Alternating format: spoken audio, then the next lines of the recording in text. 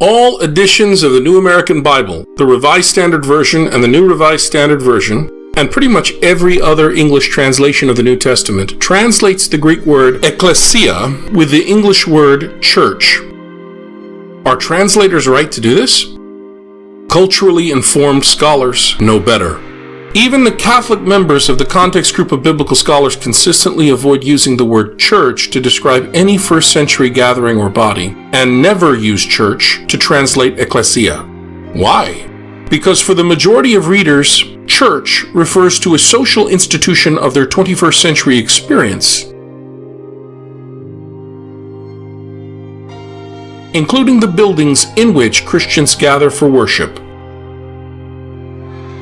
In fact, for the vast majority of Catholic Christians, the word church almost invariably means hierarchy, as it has evolved over the centuries since the resurrection. Since these realities did not exist in the first century, it is wrong to translate Matthew chapter 16, verse 18, "And so I say to you, you are Peter, and upon this rock I will build my church." Instead, it should be something like this: "Upon this rock I will build my assembly, or my gathering, or my group, Jesus group." Because the word ekklesia has a totally different meaning in New Testament times, commentators sensitive to cultural context have been translating the word as Jesus assembly, or Jesus gathering, or, like we do in these Bible Alive presentations, Jesus group. It would be inappropriate to insert meanings from our own social experience into the context evoked by Paul's letters. The Gospel called Matthew, the book of Revelation, and anywhere in the New Testament where ekklesia is. Sorry, folks, your English translations are wrong. The Greek word ekklesia refers to the gathering or assembly of people called or summoned. In the time of Paul, the word had two related meanings, depending on social context. In a Hellenistic polis, an ancient Mediterranean urban center, wrongly thought of as a modern city, the word was used to describe the gathering or assembly of politai, property owners with voting entitlements, wrongly thought of as citizens. These persons gathered because they were summoned to deal with matters of significance to the polis. The same Hellenistic Greek word was used by the translators of the Scriptures of Israel into Greek, the Septuagint. In this translation, ekklesia translates the Hebrew kahal in the Persian authorized story of the mythical Exodus. Both words have a similar meaning, ekklesia and kahal. Specifically, the gathering or assembly of people called by the God of Israel, assembled to leave Egypt at the Exodus because they were summoned or called by the God of Israel. The use of the word ekklesia seems to be well known to Paul and readily understandable by his audiences because of their common Israelite background and knowledge of the Exodus story. You gotta remember, Paul is writing a lot of information that to most Mediterraneans would be completely over their heads. He alludes to so many things in Israelite tradition, it demands who he was writing to were Israelites. In Paul's viewpoint, the Jesus groups that have gathered or assembled in response to the proclamation of the gospel of God are always considered to have been called by the God of Israel, as these passages showcase, just like earlier Israel was at the Exodus. The goal of this being called is, of course, freedom, but a limited freedom, a finite freedom, freedom to serve the God of Israel. For you were called to freedom, Galatians chapter 5, verse 13. Can it be truthfully said that our churches are in continuity with the earliest Jesus groups? Yes, provided we maintain that the continuity we have is always a continuity within development. That essential developmental aspect does not demand that what evolved later wasn't God's will or that it was necessarily wrong, but we ought to be honest enough to recognize that not everything that evolved later on was good and God-authored. I'll give just one example. Wherever and whenever authority in the church is exercised, it must be exercised in the manner of Jesus, who came and lived as one who serves. Whenever church authority is detached from this holiness of service, it has ruptured continuity with Christ and his apostles, and is a blasphemy. Whenever church authority seeks to coerce, and therefore places itself above the grace of the Holy Spirit. It is a blasphemous mockery of Christ and the apostles.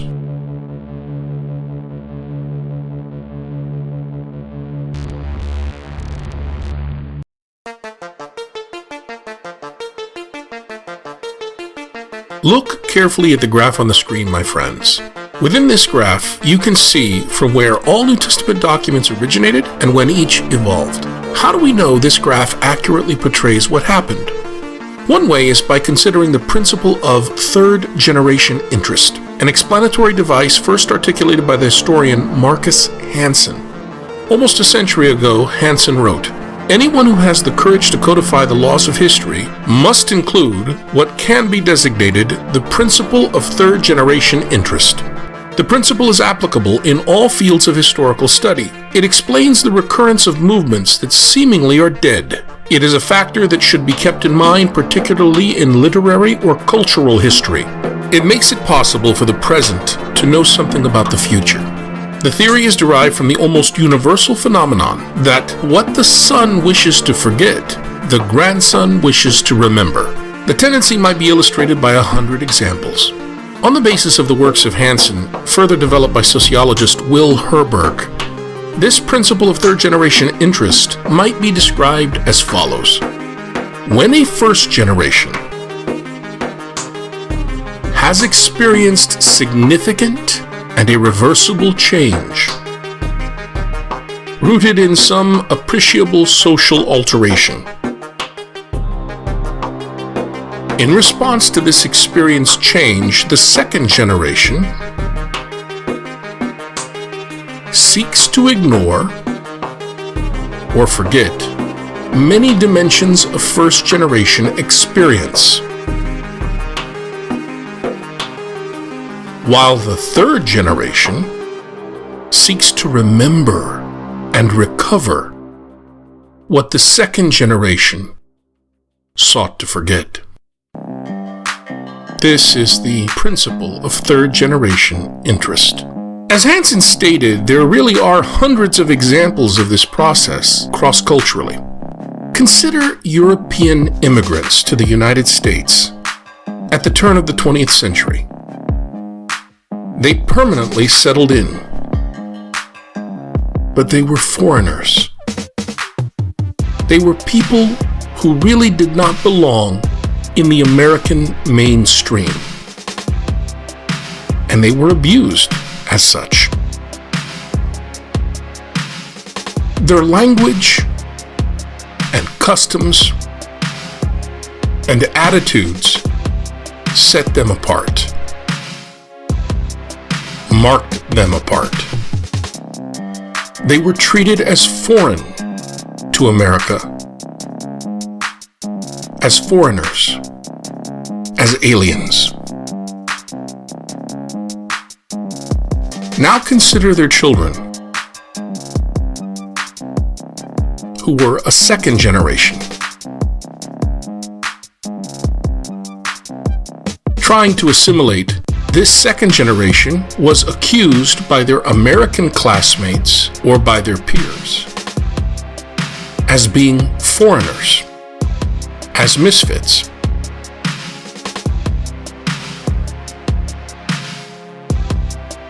Meanwhile, at home, their parents accused them of acting just like those stupid Americans.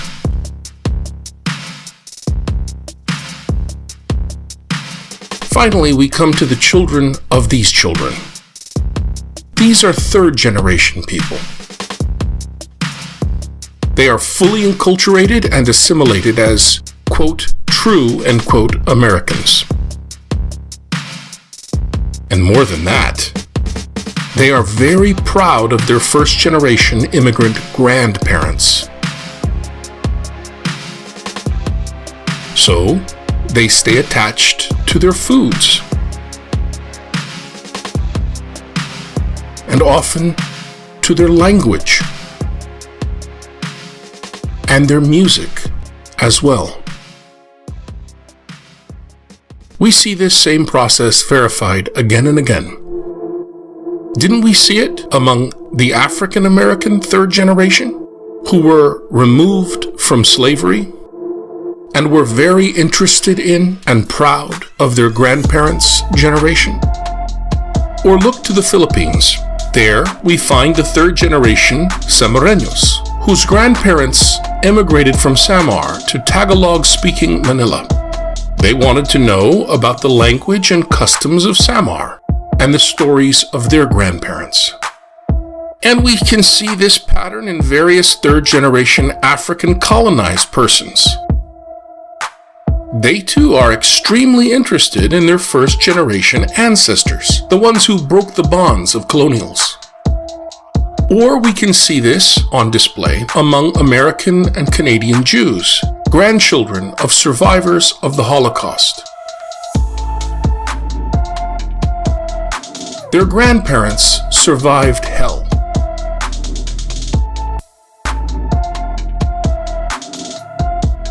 And an attempt to genocidally wipe them off the face of the planet.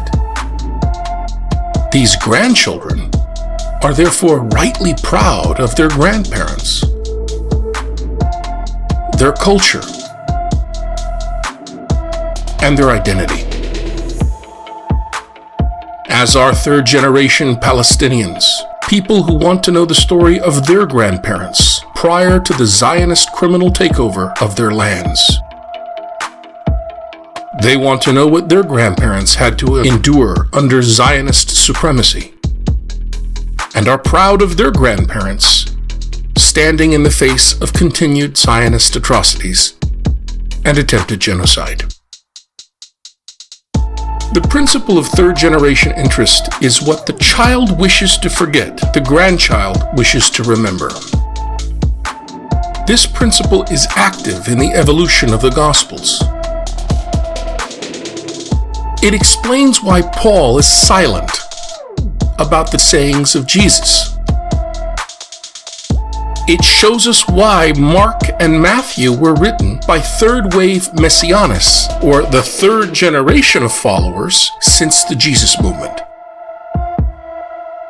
It also shows us why Luke Acts, written in the fourth wave out from Jesus, was composed by someone in the third generation of those affected by Paul and his circle.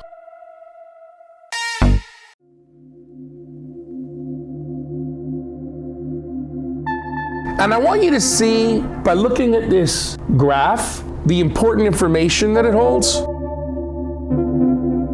When you compare the different waves, the focus of the different waves, you can see, wow, okay, that helps me understand. Look at the literature at the top of each tier, and look at the focus on the bottom. See, if you're reading any of the literature at the top, and you're confusing what's at the bottom, you're going to mess up understanding what you're reading, right? In other words, look at the literature at the top. So second wave, that's Paul's authentic letters. The focus is on the bottom. Notice how the focus is different on the fourth wave?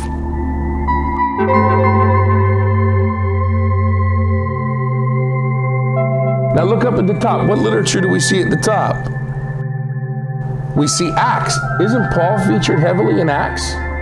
Isn't that where we learn about his adventures and what a jet setter he is and how awesome? Wait a minute, hold on. There's some indications on this graph that show us that the way Luke spins Paul and makes him look might not be Paul as he historically was, because the concerns had changed.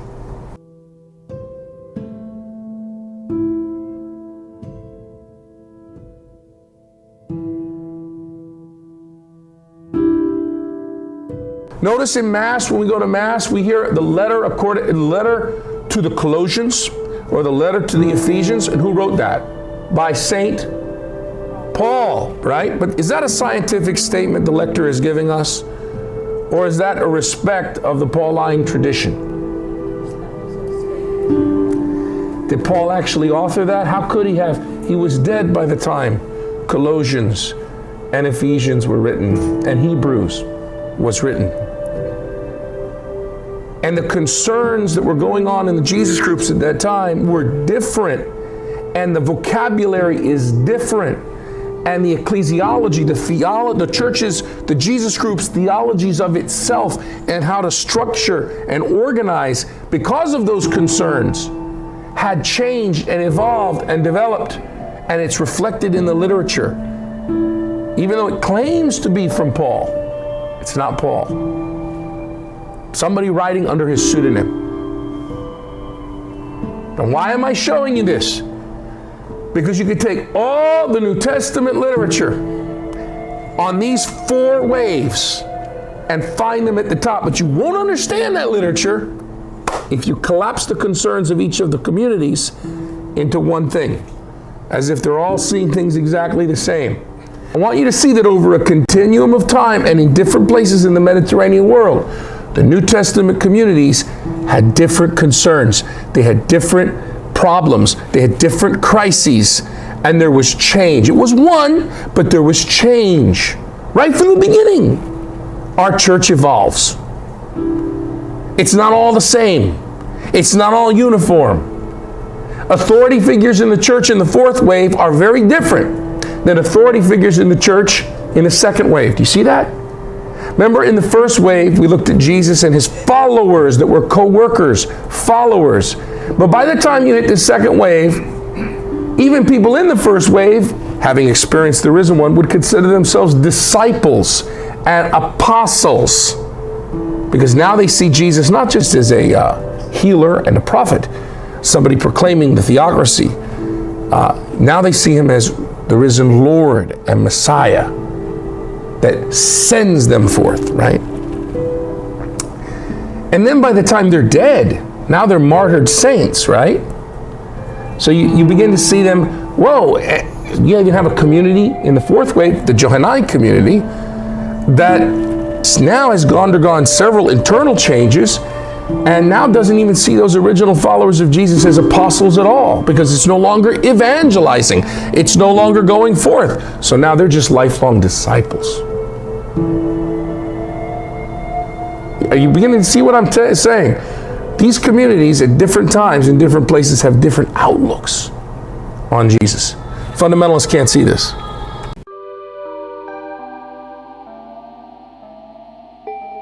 Remember, to be a disciple, you need a teacher, right? In the 1st wave, bless you, was Jesus seen primarily as a teacher?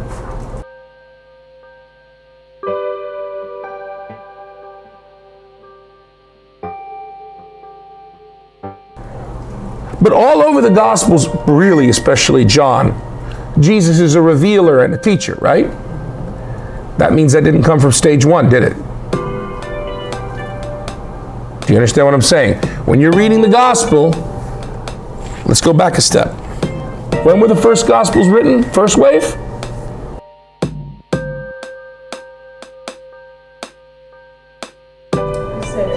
Were there any Gospels 1st wave? Look at the 1st wave. Were there any Gospels 1st wave? Were there any writings? No. There's no writings 1st wave. Look when the Gospels come. They come after the 2nd wave. That means Paul's letters are before the Gospels. Where do we start getting to see Jesus presented as someone who teaches? In the Gospels 3rd wave, but mainly the 4th wave. Did Jesus teach? He did give teachings. They were pithy sayings and parables. Please, don't think, though, that one who gives teachings, that means he's a teacher, right? I give you theology from time to time. That doesn't make me a theologian. Nor do I claim that. So try to understand that earliest literature as church comes from Paul. 1 Thessalonians and his 6 other authentic letters. How many teachings does Paul recall of Jesus? He doesn't care about the teachings of Jesus. So you got a whole way. What does that tell you? That tells you he doesn't see Jesus primarily as what? He sees Jesus as cosmic Lord and Messiah. That's the only reason he's talking about this hick Galilean. Well, how does he know that? Because he experienced him on the way to Damascus. Yeah. So he only rarely quotes a teaching of Jesus. If he wants teaching, he's Hellenized. If he wants teachers, he'd go to Plato, Socrates through Plato. He'll go to Greek philosophers, the Stoics. Why would he go? You understand what I'm trying to say? He's interested in one thing about Jesus, and that's the imminent return to establish theocracy. Soon to return to establish theocracy in Israel. That's what Messiah does to Paul. Yeah. Second wave is almost synonymous and overlapping with the first. Okay? Because Paul's operative when the first wave is. By the way, do you think first wavers and second wavers get along real great together? What do you think? First wavers think this is all about barbarian Israelites, right? We're centered around Jerusalem, and means we gotta dress and eat like people there, and mutilate genitals, and do all those things. You gotta have that nick. And Paul's a Hellenized Israelite. For hundreds of years, Israelites have been living in the Mediterranean world since after Alexander the Great. They've been Israelites, but they haven't been doing the Torah stuff because it really doesn't work outside of the Levant.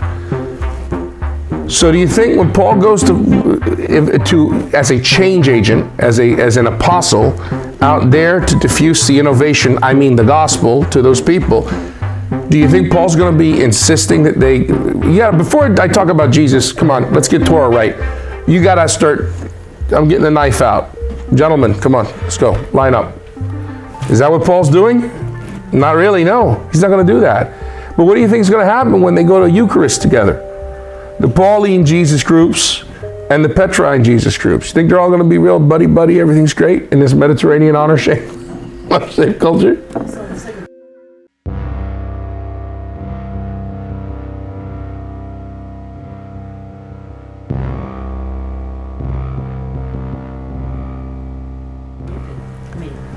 Well, but they were able to get over that. But the thing is, what I'm trying to tell you, Colleen, is there were clashes. There were problems. And the Spirit worked in that mess. And then you get Luke Acts being written way in the fourth wave. And he makes it look so pretty. Like everything's fine and there were buddies. Oh, they were close. Not really. When you read Paul's own letters, how does Paul refer to Cephas? He calls him Cephas. His Aramaic name, that barbarian. So-called super apostles. Peter and James and John. Paul was a very difficult man to get around with, okay? By the way, St. Paul, pray for us. But he was very...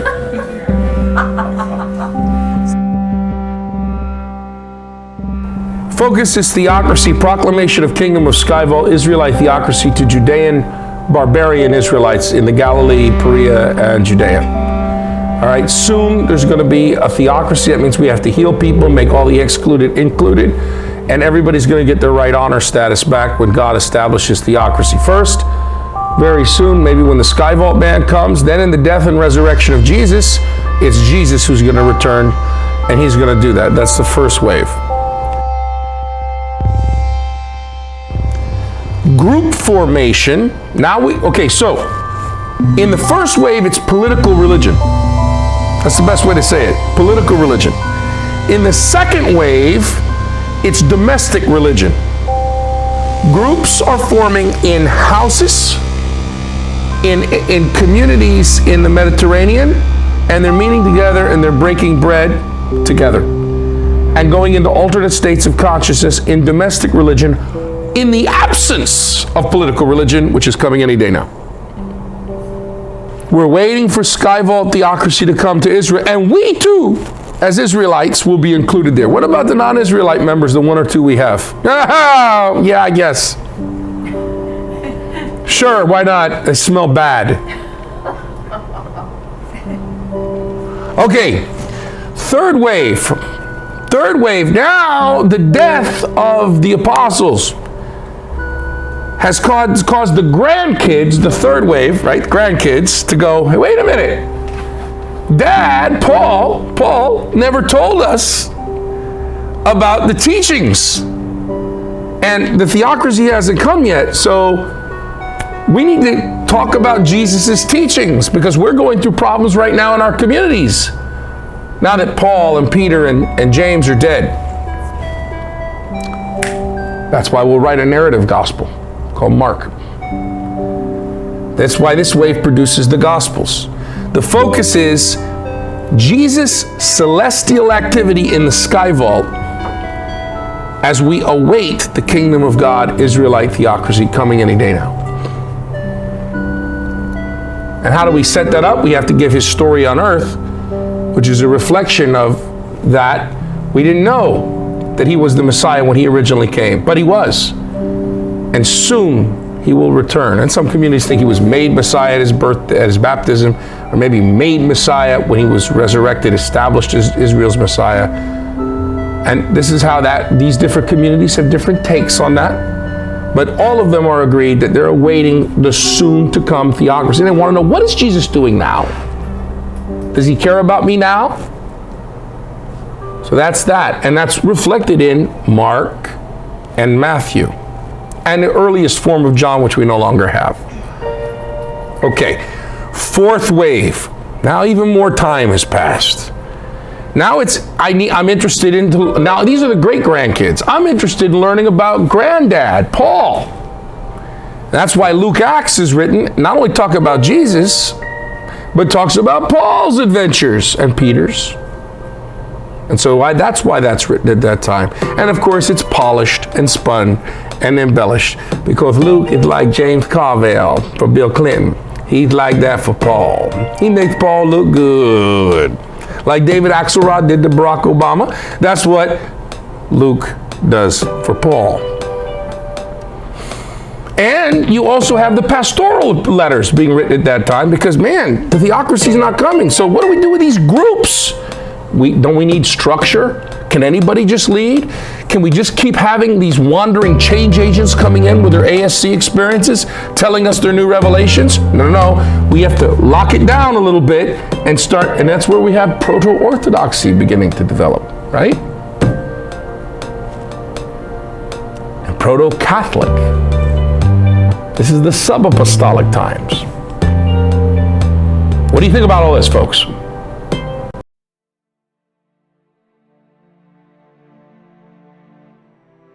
How do we actually know when the Gospels were written? With difficulty. But it is not impossible. First off, all mythicists are non-scholarly and wrong. Jesus existed. We can infer that from two bedrock facts about him. 1, he was crucified. 2, shortly after his death by crucifixion, Jesus was proclaimed risen by his followers. Elaborating on these two bedrock facts, we can discover that Jesus died sometime on or around 30 Common Era. From that, we can determine also that the Gospels must have been written after 30 Common Era. Omitting probable earlier allusions, the earliest, most convincing quotations of the Gospels are found in the writings of Justin Martyr around 150 Common Era. Justin refers to certain documents he quotes from as the Memoirs of the Apostles. He never calls them Matthew, Mark, Luke, or John, but we can see that his quotations correspond beautifully with the Synoptic Gospels, Mark, Matthew, and Luke. In at least 2 places, Justin Martyr alludes to John, indicating that he knows that text also. Going by this, the Gospels could not have been written after 150 Common Era or before 30 Common Era. So we have a window of 120 years. That's quite a window. Can we narrow it further? Well, we can narrow it further. If it is true that the Gospels are based on oral traditions that had been in circulation about Jesus, not just in Palestine, where Aramaic was the spoken language, but also outside of Palestine, in the Greek-speaking Mediterranean world, the language the Gospels were written in, then that must have taken some time. Second-wave Judean followers of Jesus surely had information about Jesus' words. For example, the tradition common to both Matthew and Luke called Q, Sayings now found in the so-called Gospel of Thomas, perhaps a collection of Jesus' parables. Not only Jesus' words would have been collected, but also his wondrous deeds. For example, a collection of anecdotes about Jesus' marvels. This information was largely in the form of memorized verbal lists, either to be cherished as a keepsake from the first wave, still largely in control of Judean and Galilean Jesus groups, or ignored as irrelevant in the light of second wave reinterpretations and recontextualizations triggered by Jesus group experience outside of Judea and Galilee. Looking closely at the second wave Jesus groups, we encounter Paul and his clients. Paul wrote his 7 authentic letters, which make up the earliest New Testament literature, in the 50s Common Era, and he was dead by the mid-60s. Paul traveled widely throughout the Mediterranean and established a number of Jesus groups composed of Hellene or civilized Israelite emigres in major urban centers. Shockingly, Paul almost never quotes Jesus. He simply isn't interested in Jesus' sayings or mighty deeds. Importantly for our purpose here, Paul gives no indication that he had ever heard that there were Gospels about Jesus. Could it be that Paul knew about these Gospels, but just chose to ignore them in his letters? This is very unlikely, for several reasons. A major one is discussed in the companion video to this presentation. Gospels are for grandchildren. You should really watch it after this video. So with all this understood, please forget about the Gospels being composed in the months following Jesus' death and resurrection. It was almost certainly decades after. Since the Gospels were likely unknown in the 50s, when Paul was active, our window narrows to no earlier than 60 Common Era. Except for non-scholarly conservative Catholics and other Christians, basically fundamentalists of various stripes, the document we call Mark was likely the first canonical Gospel written, and is a third-wave Jesus group composition. But when exactly was Mark written? Was it composed before or after the Judean war with Rome, culminating in the destruction of the temple urban center Jerusalem in 70 Common Era? Likely, Mark was written afterward. Why? Well, look at the comments in Mark chapter 13 about how the temple will be destroyed. Does this indicate that Mark lived after the fact? Maybe. Mark is vague about the temple's destruction. Or it could be that his descriptions of the destruction of Jerusalem were left vague because he's writing from somewhere way outside Palestine and has only heard rumors of what happened there. Matthew and the earliest version of John were third-wave documents, written after Mark. The final version of John, with its appended chapter 21, was composed after its Jesus group had become an anti-society, sometime around 100 Common Era, in the fourth wave. The document we call Luke also was a fourth-wave document. There is no convincing argument that claims John knew about the Synoptic Gospels, Mark, Matthew, and Luke. But Matthew and Luke knew Mark for sure, even if they never read each other's respective texts. Both these Synoptic Gospels were dependent on Mark for many of their stories, and so they must have been written later, after Mark. How much later? Again, the companion video to this one, The Gospels Are for Grandchildren, helps clarify matters. Additionally, we can say that it is pretty clear that the documents we call Matthew and Luke were written after 70 Common Era. Both of these documents refer to the destruction of Jerusalem. All 4 canonical Gospels were evidently composed sometime between 70 Common Era and 150 Common Era. Why do so many scholars claim that they were all composed between 70 and 100 Common Era, a mere 30 years? It is because of possible allusions to them found in extra-biblical works like the Didache, written around 100 Common Era. One could also cite the letters of Ignatius of Antioch, but that would assume that Ignatius wrote his letters around 110. There are convincing arguments that the figure known as Ignatius actually lived and wrote decades after this. Short and sweet, there is a great deal of complicated arguing going on even now. One more thing about John. In its final anti-language form with chapter 21 attached, it certainly appears to be the final gospel written. Could it come from the early 2nd century? Maybe. But many scholars are convinced that the highly edited version of John we have in our Bibles was written sometime in the 90s. The reason is because it belongs to an anti-society reeling in bitterness from the Judean rejection of the gospel, easily located in time, and this gospel does not address later docetic controversies about Jesus, as does Ignatius of Antioch. Thus, this later version of John comes after the Synoptics, but before Ignatius of Antioch. Thus, it was probably written near the close of the 1st century. Now, all of these are scholarly guesstimations. They're all probability judgments. They are all reasonable, but not exact or precise.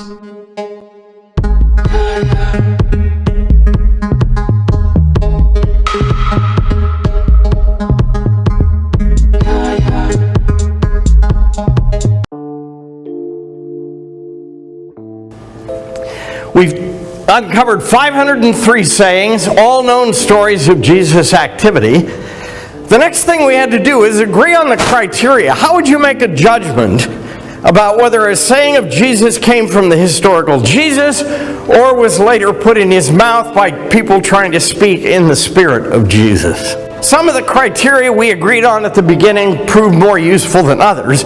I don't have time to take you through all 11 of them, but I want to show you a couple of them to give you an idea of the kind of discussion that would occur. So, criteria 1, attestation in multiple independent sources. That's just like a newspaper reporter. You got to corroborate the information you get from another source. So we need to talk about independent sources. Well, we have these: Q, Mark, M, L. That's stuff in Matthew alone, stuff in Luke alone, John and Thomas. All of them are independent. Now, some of you are aware that the Gospel of Thomas, the later version, the version we have now, is a Gnostic gospel. But there was clearly an early edition of the Gospel of Thomas that is a contemporary or maybe even earlier than the Gospel of Mark.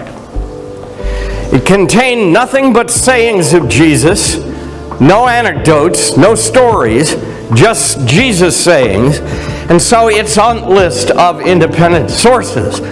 So here is an example. In Thomas, give the emperor what belongs to the emperor, give God what belongs to God. In Mark, pay the emperor what belongs to the emperor and God what belongs to God. There you have a Jesus saying in two independent sources that didn't know each other. That doesn't mean it went back to Jesus, but it does mean it went back prior to either of these two. So it gains a little credibility as an actual Jesus saying.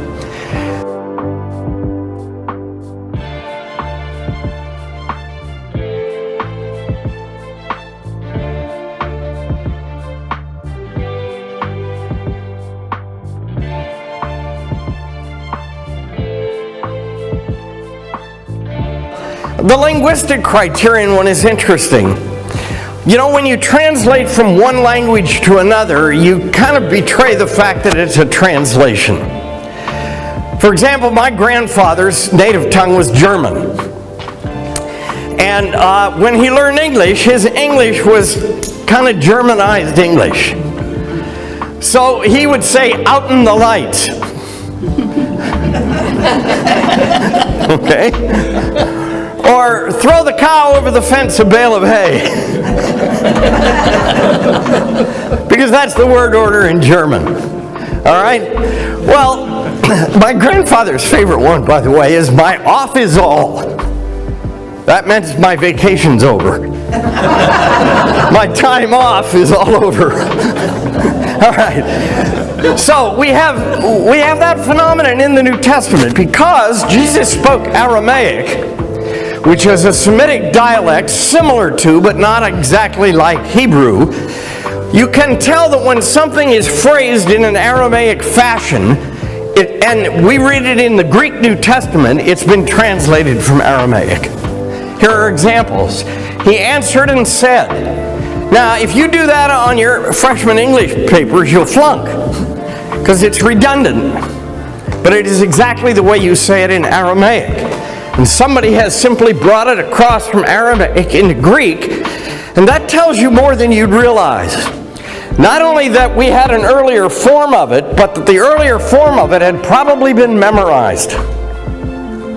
And hence people wanted to bring it across accurately, and so they duplicated not only the content, but also the sentence structure. Here's another one, behold.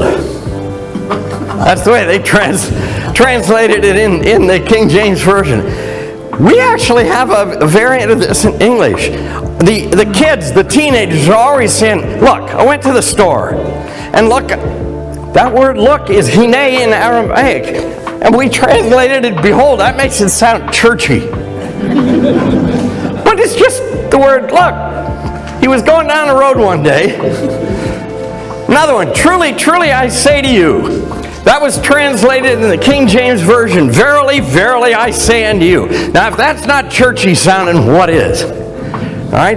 It's just an Aramaic way of saying, pay attention, you idiot, I'm about to tell you the real scoop. Okay? So when you look for characteristics and idiosyncratic kinds of things like that,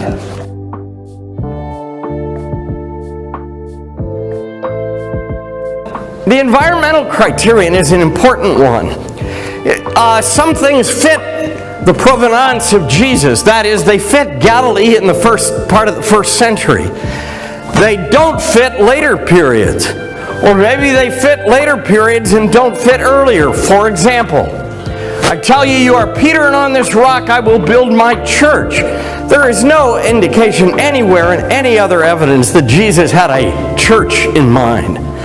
And so that leads scholars to believe this doesn't fit the period of Jesus' lifetime. It's words put in his mouth by somebody later trying to reflect what they understood to be the thought of Jesus.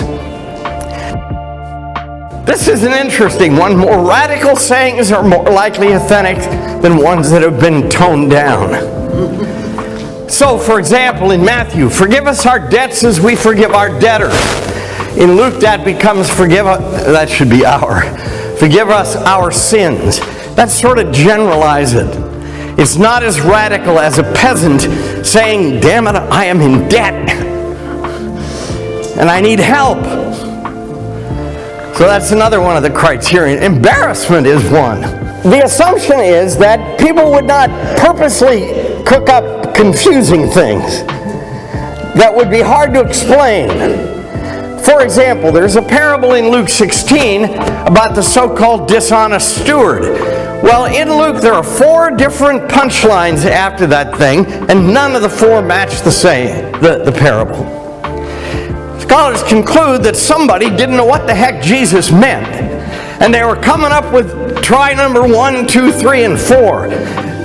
That's indication, by the way, that the parable probably does come from Jesus.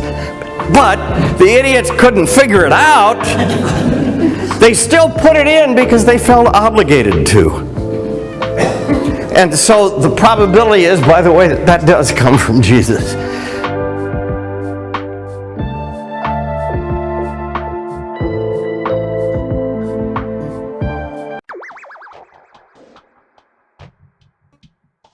What's going on? Did Jesus say, blessed are you poor?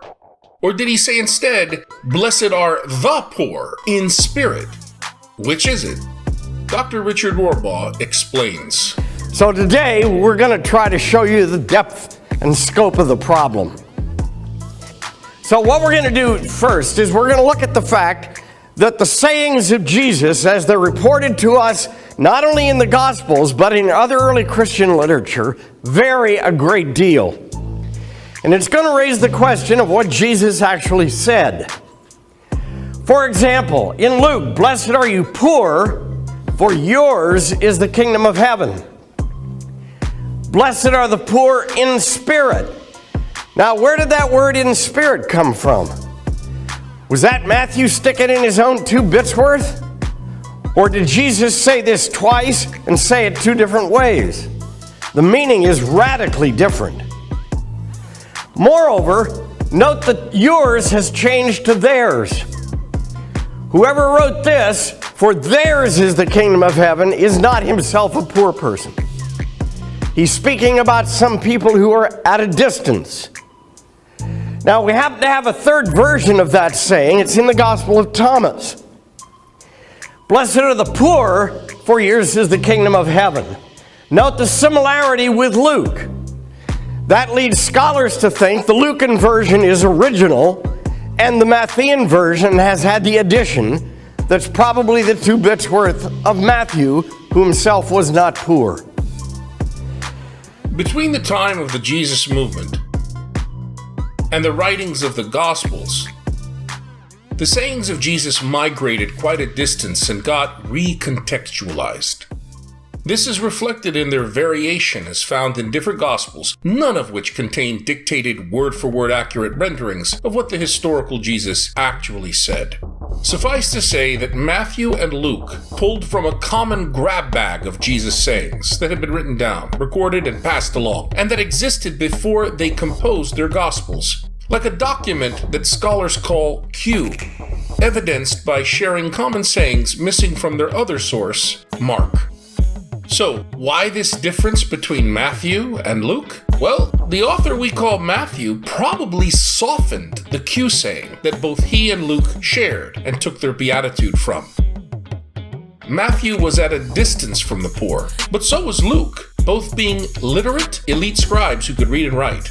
They were both far removed from the Galilee of Jesus, past an uncrossable socioeconomic divide. But nevertheless, both of these elite authors grappled to respect the words of the Master.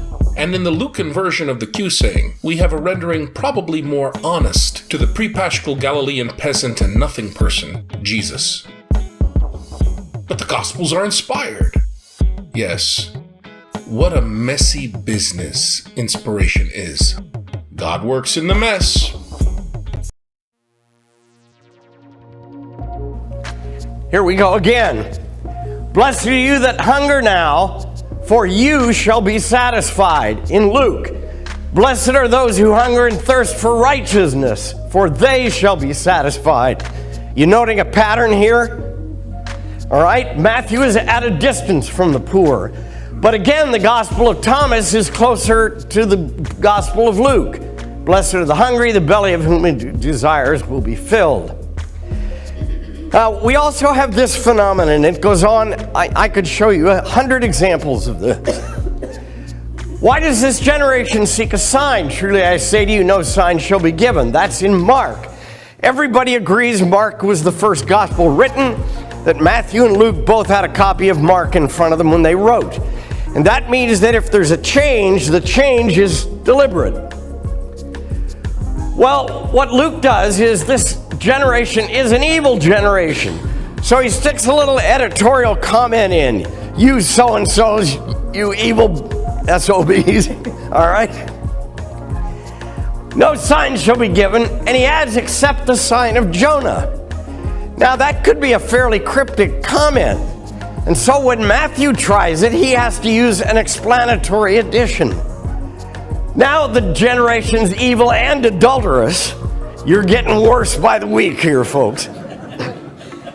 "No sign but the sign of Jonah, for as Jonah is 3 days in the belly of the whale, the Son of Man will be 3 days, 3 nights in the heart of the earth." So for Matthew's congregation, explanation was required that apparently was not required for the audience of Luke.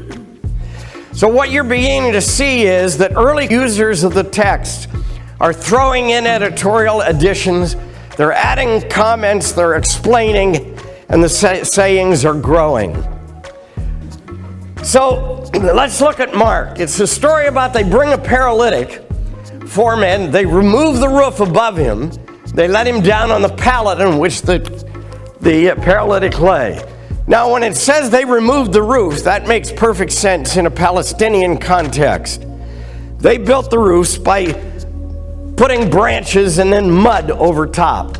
All right, you could dig your way down through that. They bring him on a pallet. The pallet being talked about is a mat that was rolled up in the daytime and put in the corner of the room, spread out at night, and the poor people slept on pallets. Note what happens when we go to Matthew. They brought him lying on his bed. Another indication that Matthew is not writing to poor people, nor is he among the poor himself. He's talking about audiences that have beds. Peasants did not have beds. So when you move the story to a new context, the vocabulary begins to change. Noted in Luke. Luke also has bed, but he has something very interesting. They went up on the roof and let him down with his bed through the tiles. There are no tile roofs in Judea or the Galilee. We are now in a Greco-Roman city. And Luke's never heard about digging mud, through the mud of a roof.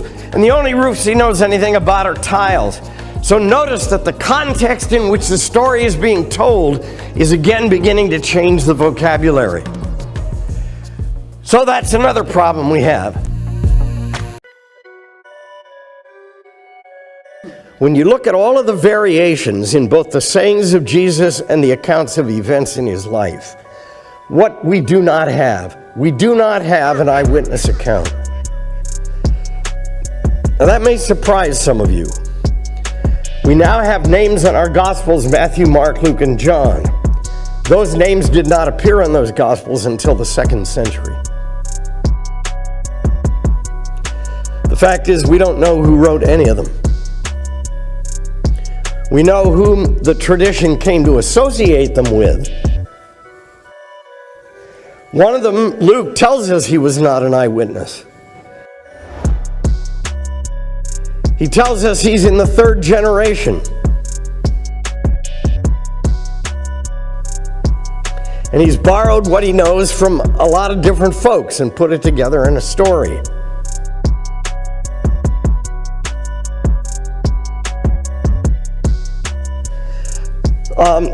The fact of the matter is, we do not have a single eyewitness account. Moreover, we don't have anything written by Jesus himself. Jesus was almost certainly illiterate. That's a little shocking to modern people. But there were no schools in Nazareth. None. And Israel had the lowest percentage of literacy in the entire Roman Empire. 1/2 of 1%.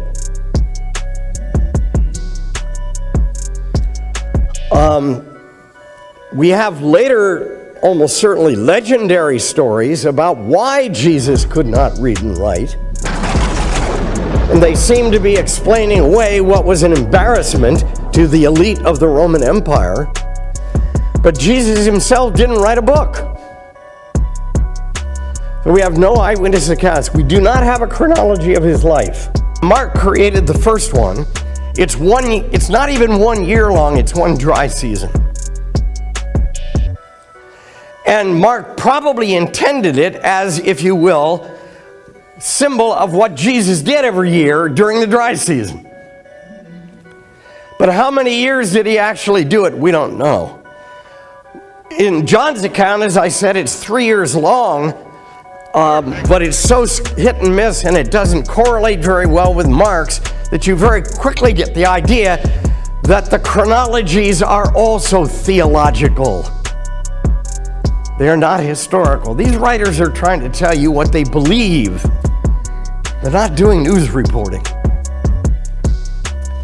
So we don't have a chronology of Jesus' life. We don't have much historical information about his birth. We have no account of his childhood. There's one childhood account in Luke. And it's both interesting and puzzling. Y'all remember the story? He's at the temple with his parents. They all head back to Galilee. He stays behind and he's talking with the elders. Now, if you go to the textbooks for Greco-Roman schools in which students were taught to read and write, you will discover something very interesting. Luke, who clearly has a very, very high-level Greco-Roman education, by far the best writer of Greek in the New Testament. One of the schoolboy textbooks tells us that if you're going to write a story in praise of somebody, you must include one childhood incident. And you ought to pick out an incident that provides an omen for what the adult will eventually become. Well, Luke does exactly that. Is it a historical event? Almost certainly not. Does it tell you who Luke thinks Jesus is? Absolutely. But that's the only incident we have in the whole childhood of Jesus. Now, a lot of early Christians didn't like that. They wanted more info, so they created other gospels. We have the infancy gospel of Thomas, the Apocryphon, it's called, of James. That means the secret gospel of James. These are full of stories about Jesus. And they would not appeal to a modern audience, folks. He crushes a bird in his hands and kills it. And then he laughs. Then he lets it go and it comes back to life. And then one of his playmates insults him, so he kills him. And then he brings him back to life. I mean, it's bizarre stuff. But it sort of filled the need for early Christians who said, I would like to know what the heck was going on with this kid when he was young. And I'm not impressed.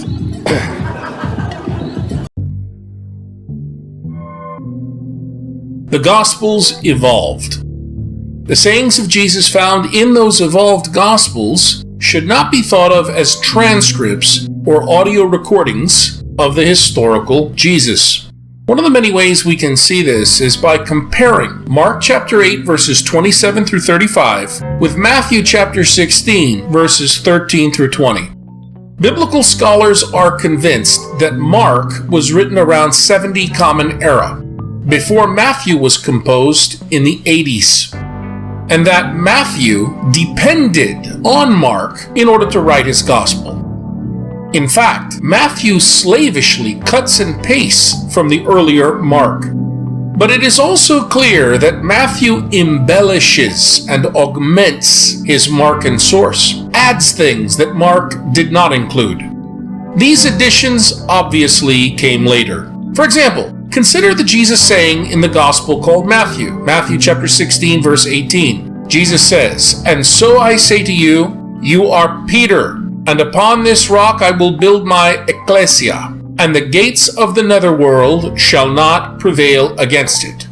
Well, it's very easy for biblical scholars to tell that this Jesus saying, created sometime after 70 Common Era, but sometime before 90 Common Era, could never have been a saying of the historical Jesus. Why? Well, a simple comparison of Matthew chapter 16 and Mark chapter 8 reveals this. Matthew chapter 16 has a literary dependence on Mark chapter 8. It's obvious. Reading both passages in comparison shows Matthew has augmented things, added details that Mark never included. I invite you to get out your Bibles and see this for yourself. Read Mark chapter 8 verses 27 through 35, and then read Matthew chapter 16 verses 13 through 20. Have a pen and paper ready nearby. Jot down all the things Matthew adds to the story to embellish it. Stuff like Jesus praising Peter for his confession. That's found nowhere in Mark. Jesus giving Peter the keys to Theocracy, the kingdom of God, which is found nowhere in Mark. Jesus using the word ecclesia, anachronistically translated as church. It really means assembly, or more specifically, Jesus group. That's found nowhere in Mark. Jesus granting authoritative binding and loosing is found nowhere in Mark. My friends, those details were all added later on by Matthew. Mark did not know them, and the historical Jesus, sometime in the 20s, never could have said them. So, the verse of Matthew chapter 16, verse 18 about Jesus giving Peter the keys would be later writers reflecting back. They were writing truth, but not facts. They were writing something that they discerned came from the Spirit of Jesus. So sometimes it is easy, unless you're a fundamentalist, to see when a verse cannot possibly be something the historical Jesus said. If there is a quotation, for example, the one in the Gospel of Matthew, "You are Peter, and on this rock I will build my church," it's very easy to tell that was not a saying of the historical Jesus, who never envisioned a church. That's later writers reflecting back. Sometimes it's easy to make distinctions like that, but I can tell you right now that in most of the 503, it ain't that easy. It's very, very difficult to know when Jesus is talking and when his followers are talking. It's made even more difficult by a theological belief. Matthew chapter 16, verse 18 is a piece of cake, as Jesus' sayings go. My friends, the Bible was not written for, by, or about Americans, with our American obsessions for facticity and fact-precise biography. The Bible, with its Gospels, is all true, and some of it actually happened. Early Christians did not make a distinction between the sayings of the physical, historical person, Jesus, and the sayings of the Spirit of Jesus in the church. They didn't have our historical interest. They were more theologically interested. And so if one could extrapolate from Jesus and come out with something that's in the spirit of Jesus, they considered that a Jesus saying. So the Gospels are not historical accounts. They freely rearrange history. They borrow stories. They change the wording. They adapt to their audience. And the result of that is that of the 503 sayings, there's not a whole lot of confidence among scholars today about which come from Jesus and which come from his followers. Matthew 16, verse 18 is true. It reflects something special about the peasant, illiterate fisherman, Simon Peter, and his unique role in the Jesus group decades after his death. Folks, we keep on developing and understanding this Petrine ministry in the body of Christ.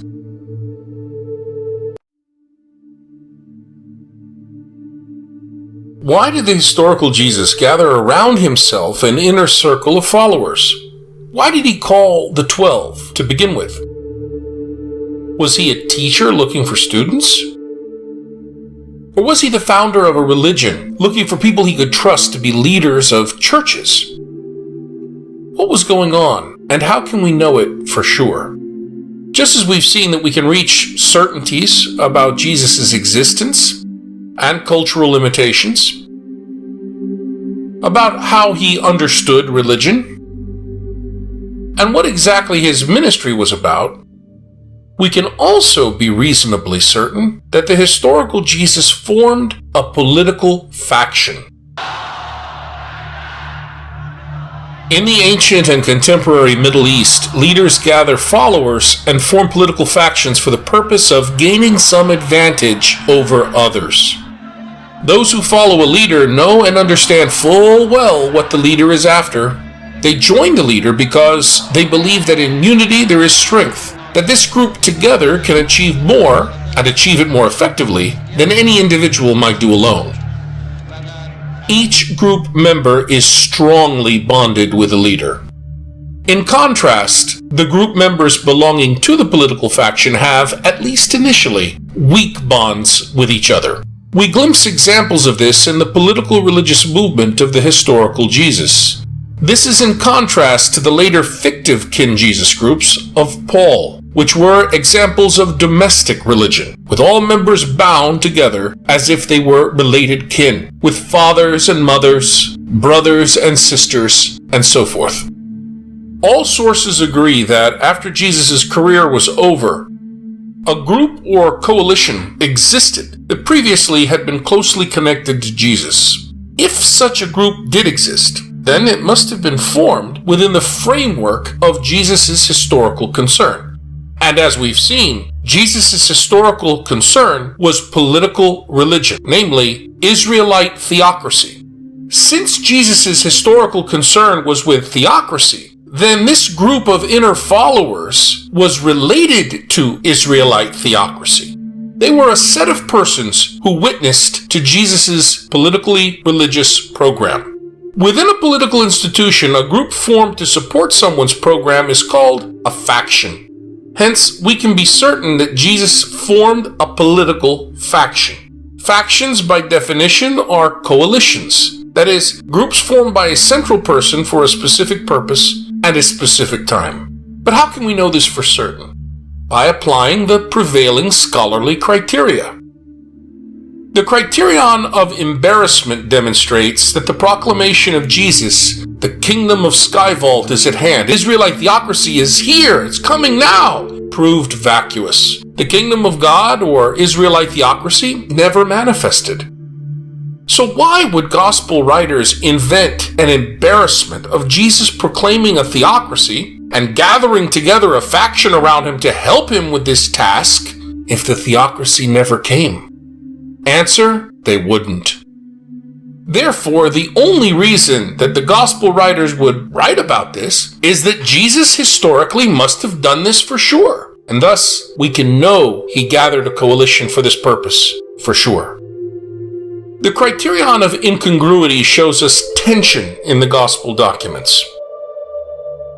The Gospels were composed by communities decades after Jesus and his first followers, and primarily interested in Jesus groups sticking together, like fictive families, like fictive kin groups belonging to a domestic religion. But in the Synoptic Gospels, when we read about these 12 recruits, Peter and the other followers of Jesus, they act like a faction of a political religion, rather than fictive kin group founders, as the later church spun them.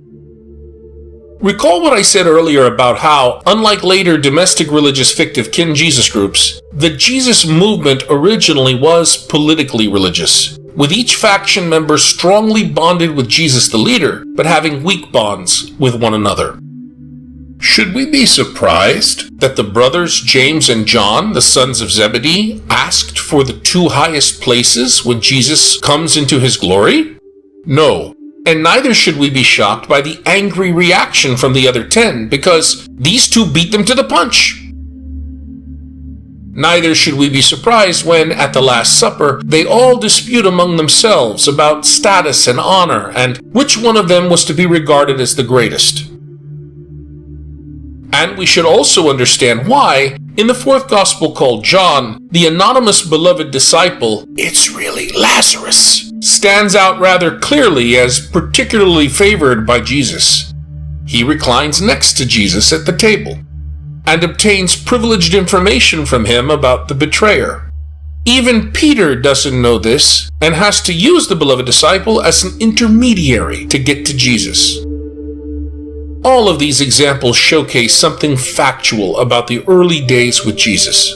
This inner circle of his followers were not really fictive kin members in a domestic religious Jesus group, and they certainly were not church founders, but rather, initially at least, were rival faction members, and they behaved as should be expected of such. The criterion of multiple attestation shows us that all the Synoptic Gospels, specifically elements taken from both Mark and Q, say that Jesus recruited a group of persons to assist him in proclaiming the forthcoming Israelite theocracy. And these independent sources mention this recruitment and an initial attempt at proclamation. Moreover, the pre-Gnostic version of Thomas mentions members of the 12 it calls disciples, but they behave like faction members, not church leaders. But never does Thomas mention anything about them being the 12, or 12 in number.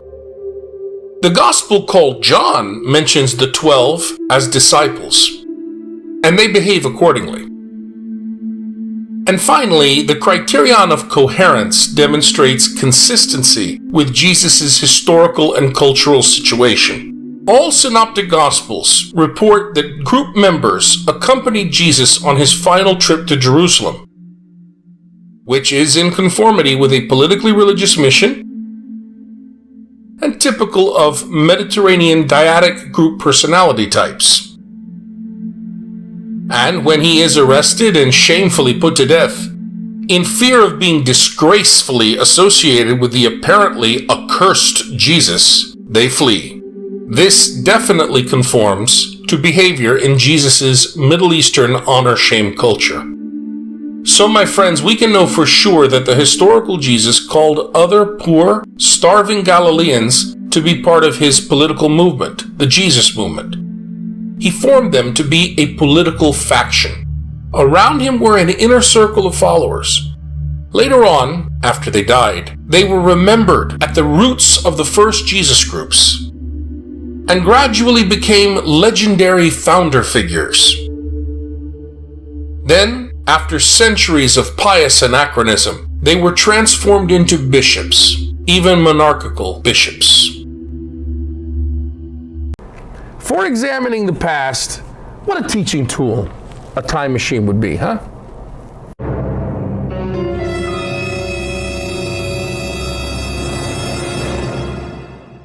What a great tool a time machine would be. Not only for history classes, but for theology as well. Our most cherished preconceptions and fixed opinions would bump hard against the wall of freshly lived experience.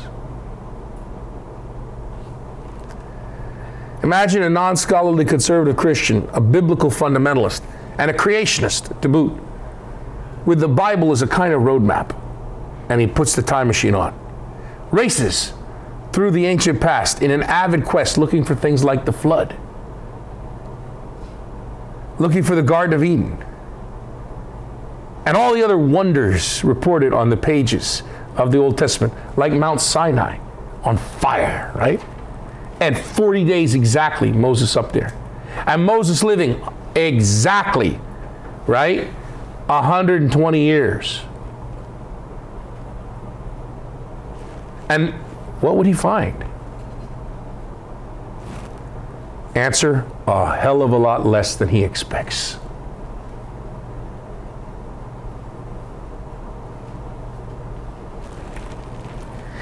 And one of those fundamentalist Catholics that look for scientific proofs, who assume that today's church is basically unchanged from the church of the past.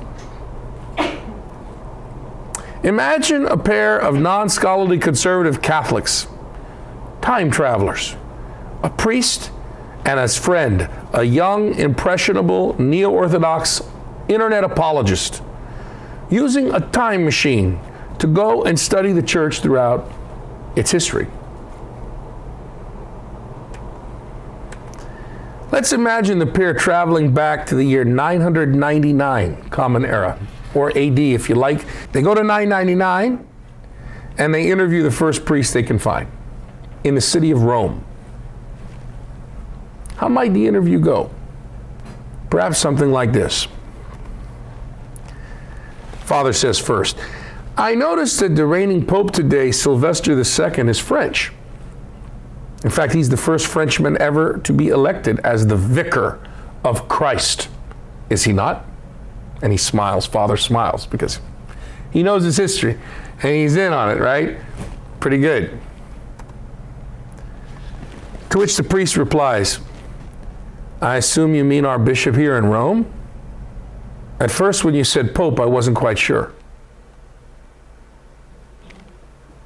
You do know that many bishops other than the Bishop of Rome are referred to as popes, yes? And in the East, even ordinary priests like myself have that title. After all, it means Papa, Father. And by the way, all bishops in the church, wherever they are on earth, are vicars of Christ, not just the bishops of Rome. It seems that our intrepid, non-scholarly, conservative, time-traveling friends do not realize that the title Pope was not reserved exclusively for the Bishop of Rome until the year 1073 by Gregory VII. The title Vicar of Christ was not reserved to the Pope until the mid-12th century by Eugenius III, and it wouldn't be popularized still for much time after that. Then the young apologist speaks up. But wasn't the election of a Frenchman a big surprise?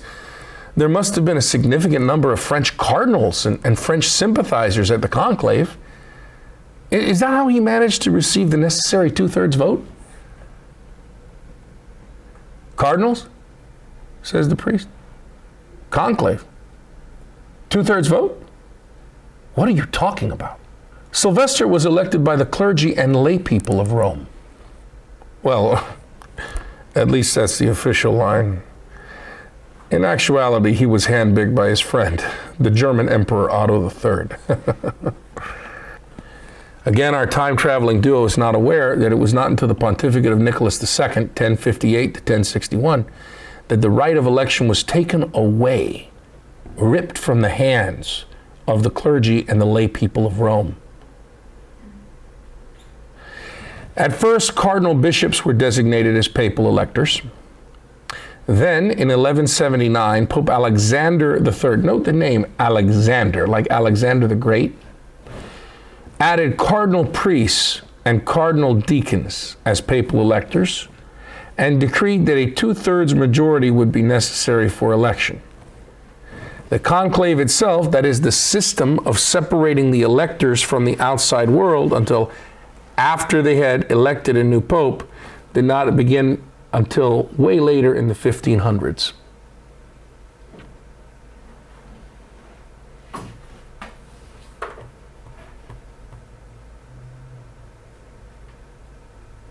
Way later.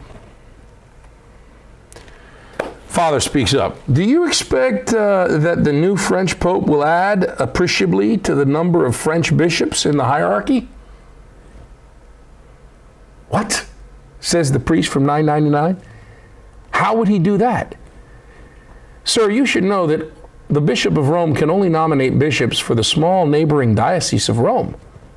We call them the suburbicarian sees. There are just 7 of them.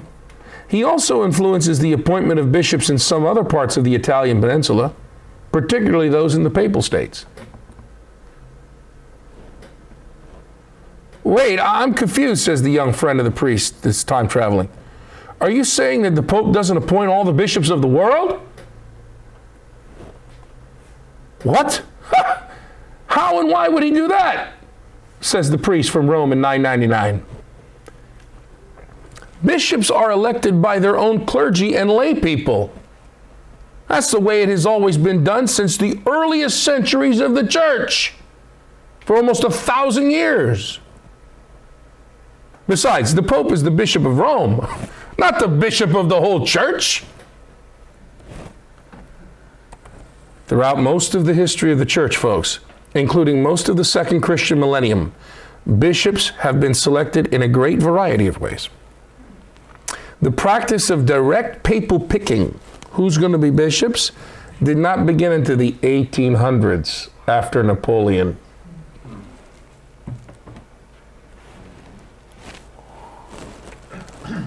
Well, couldn't the Pope at least stack the Roman Curia with French bishops and priests and thereby exercise greater personal control over the universal church? Roman Curia.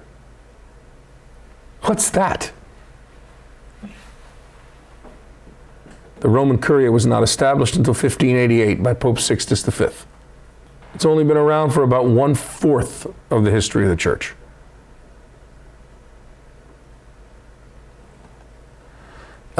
Father interrupts. Let me try again.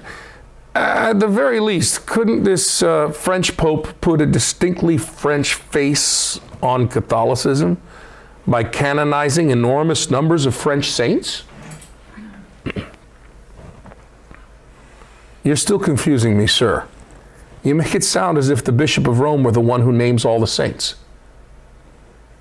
It is true that the late Pope John the 15th canonized a saint just 6 years ago. But that was the very first time a pope canonized anyone. Our 21st century friends, like many Catholics today, are completely unaware that canonization was not reserved to the Pope until 1234 by Gregory IX. Before that, saints were generally proclaimed by the Catholic laity themselves. French or not, at least the Pope is infallible, right? He's infallible, right? Infallible. That's the first time I've ever heard of such a thing. Infallible, you said? Papal infallibility was not defined until 1870 at the First Vatican Council.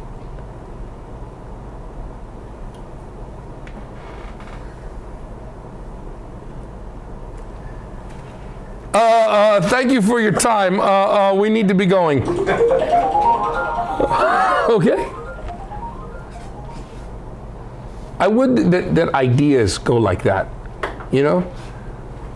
Instead of like, can you believe what he's saying?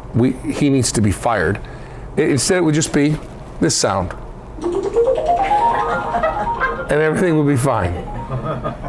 Wouldn't that be great?